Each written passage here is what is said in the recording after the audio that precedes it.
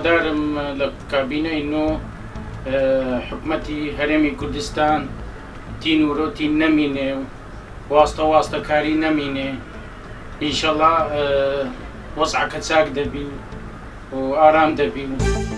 بۆ ئەوەی لە هەرێمی کوردستان واستە و واستەکاری بنبر بکرێتن یەکەم شت پێویستیمان بە سیستەمێکی پێشکەوتووی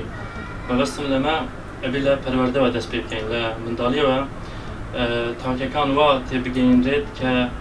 واستە و واستەکاری جێگای نەبێت لە هیچ دام و دەستگایەکی حکوومەت بۆ ئەوەی ئێمەش حەز بە خۆشگوزەرانی بکەین لە وڵاتەکەمان هەموو شت بە قانون و بە ڕێک و پێک بە شێوازێکی سیستەماتیکی بڕواتە. گەنجی وڵاتی من ئەوەی ئێستا کە خوێندن تەواو دەکاتن شەهادە هەویتن بەڕاستی بە هیچ شتێک نازیتن لە ئێستادا واستە لە شەهادەی دیپلۆم مهمتر بووە. هیوادارم ئەو دیاردێ نەمینێت و هەر کەس بە حەقی خۆی